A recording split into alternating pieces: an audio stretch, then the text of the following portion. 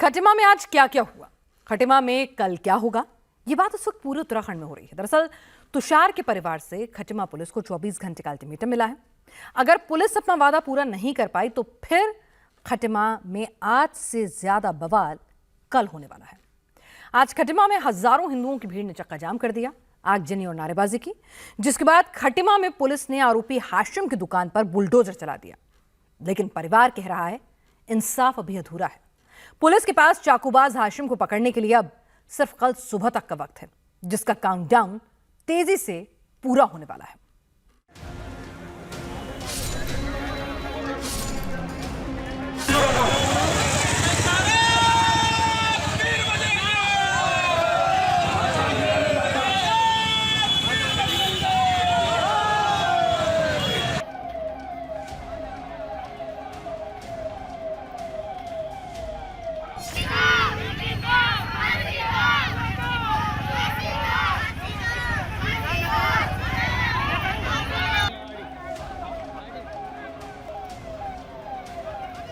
Police से ये कहना चाहता हूँ, अगर 2 घंटे में गए तुम कुछ नहीं कर पाओगे तो मैं उनका घर जानता हूँ, उनका घर मैं तोड़ूंगा। अगर 2 घंटे में मैं कुछ करूंगा।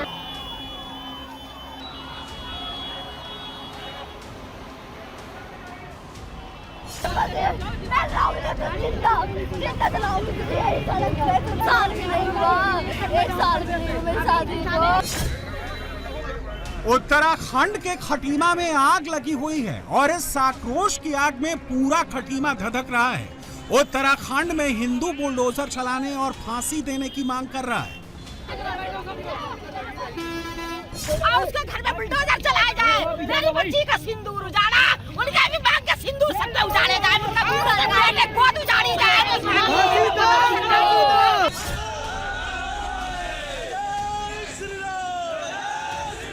सड़क पर हजारों की भीड़ उतर रही है। महिला, पुरुष, नौजवान, अधेड़ और बुजुर्ग सब इस भीड़ में शामिल हैं। खटीमा में हालात इस वक्त बहुत नाजुक है। सिचुएशन इतनी बिगड़ गई है कि प्रशासन ने खटीमा में धारा 163 लागू की है।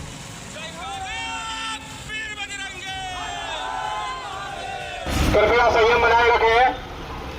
धारा 163 बीएनएस प्रभावी रूप से लगा दी गई है, संयम बनाए रखें। खटीमा में हिंदू इसलिए गुस्से में हैं क्योंकि खटीमा में तुषार शर्मा की बेरहमी से हत्या की गई है। खटीमा के बीच बाजार, बीच सड़क पर खून की होली खेली गई है। ये जो ब्लैक शर्ट में है वो तुषार शर्मा है और ये जो व्हाइट जैकेट में नजर आ रहा है ये खटीमा का चाकूबाज हाशिम है, जिसने तुषार को बेरहमी से चाकुओं से गोद दिया।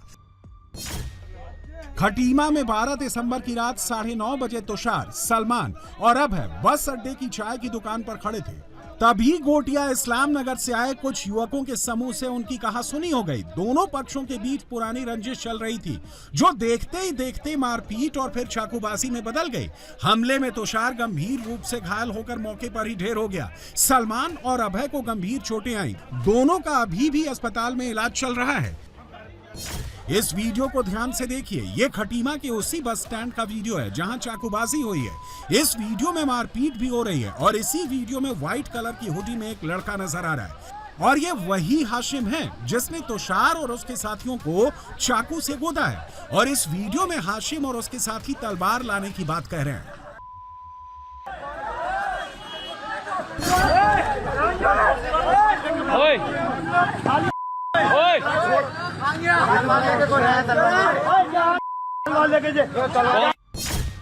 जैसे ही तुषार के मर्डर की खबर खटीमा में फैली, सुबह से तुषार के घर पर भीड़ जमा होने लगी।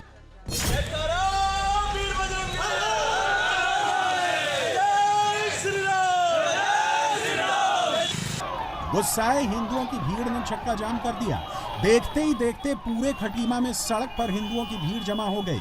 शव को लोग सड़क पर ही रखकर धरना प्रदर्शन करने लगे।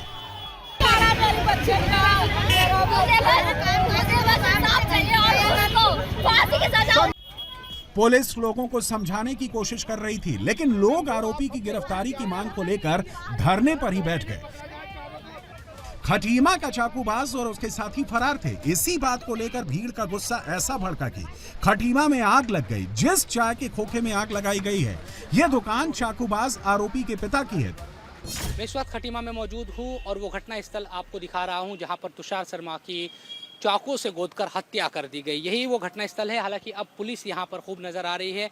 सामने अगर आप देखेंगे जो सड़क के उस पार है वो बस अड्डा है। इसके अलावा दूसरा जो बाज़ार है, मेन बाज़ार ये हम कह सकते हैं खटीमा का, बहुत सारी दुकानें हैं जो आज चूँकि इस घटना के बाद से ही एक तनाव की स्थिति है तो इन तमाम दुकानों को बंद किया गया है। और जब ये घटना हुई उसके बाद लोगों को जानकारी मिली तो आज दिन में बहुत जो बड़ी भीड़ है एक वो इस तरफ आई और ये टपरी जो देख रहे हैं आप, आसपास की जो दुकानें हैं इनको तोड़ भी दिया और आग भी लगा दी।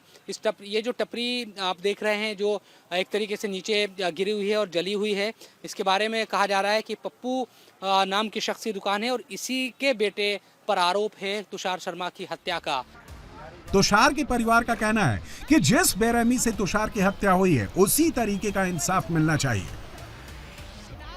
तुषार घर पे नहीं आया, वही दुकान से लोगों ने पता नहीं क्या करा, दुकान से आ रहे होंगे ना तो दुकान से लड़कों ने घेर लिया, पता नहीं घेर लिया, मारा, चक्कू को मारा। लड़के के पापा ने पीछे करके हाथ पकड़े, एक लड़के ने चाकू मारा, पता नहीं ये सब हुआ, समझ में नहीं आया क्या हुआ क्या नहीं हुआ।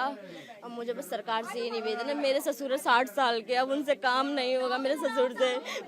मेरी सास 50 साल के ऊपर की हो गई है। मुझे इंसाफ चाहिए, बस मुझे मुआवजा चाहिए और जॉब चाहिए। और वो जितने हत्यारे हैं सबको मौत के घाट उतार दो, फांसी, सबको फांसी होनी चाहिए। गुस्साए हिंदुओं की भीड़ ने पूरे खटीमा को बंद करवा दिया और फिर देखते ही देखते विरोध प्रदर्शन हिंसक होने लगा, जिसके बाद पुलिस को मजबूरन लाठीचार्ज करना पड़ा।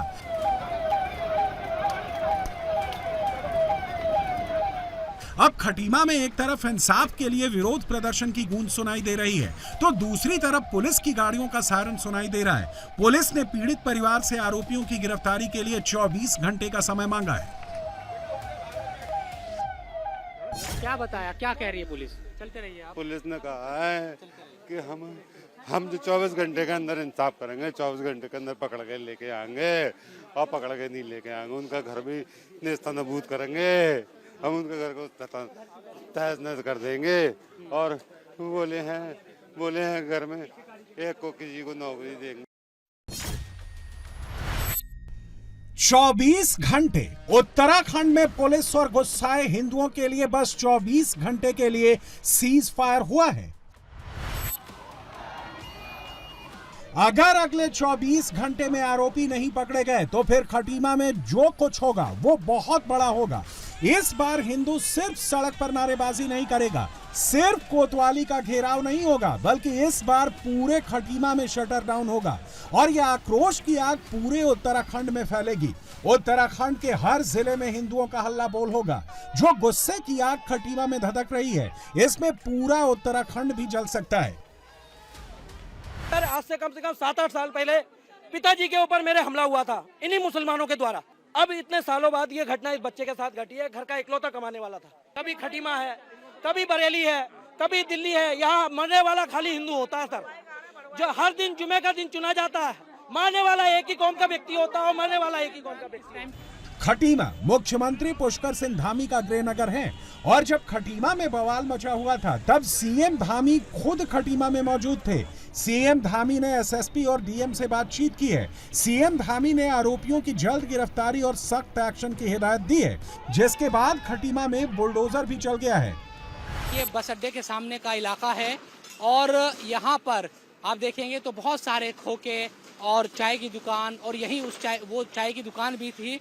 इसके पीछे जो आप ये देख रहे हैं जेसीबी के पीछे की तरफ, यहीं पर पप्पू चाय की दुकान थी जिनका बेटा हाशिम है और उसी पर हत्या का आरोप है। तो अब इन तमाम दुकानों को यहाँ से हटाया जा रहा है और यहाँ पर बुलडोजर पहुँच गया है। तुषार शर्मा की उम्र महज 24 साल की थी। 2 साल पहले उसकी शादी हुई थी। तुषार एक ट्रांसपोर्ट कंपनी में काम करता था। छोटा सा परिवार, बहुत खुश था। उसके घर में और खुशियां आने वाली थी। उसकी पत्नी मां और वो बाप बनने वाला था, लेकिन हाशिम की नफरत ने एक हंसते खेलते परिवार की खुशियां छीन ली। अब तुषार की मां और उसकी पत्नी तुषार की तस्वीरों को सीने से लगाकर इंसाफ की मांग कर रही हैं। तुषार निकल गया। लाला बहुत अच्छा ट्रांसपोर्ट काम करता, पढ़ा लिखा बच्चा, अच्छा हीरो बच्चा मेरा, गलत कभी नहीं था, नशा भी नहीं करता मेरा बच्चा। उसे पकड़ के मारा है, चाकू से मारा। चाकू कैसे? साजिश के साथ मारा। क्या चाहती है जो आरोपी है उनके खिलाफ हम क्या क्या चाहे कार्रवाई? भैया, हमारी परिस्थिति देख लो, हमारी बच्ची कहाँ जाएगी, हम कहाँ जाएंगे। मेरे आदमी का हाथ उखेड़ लिए दो ने।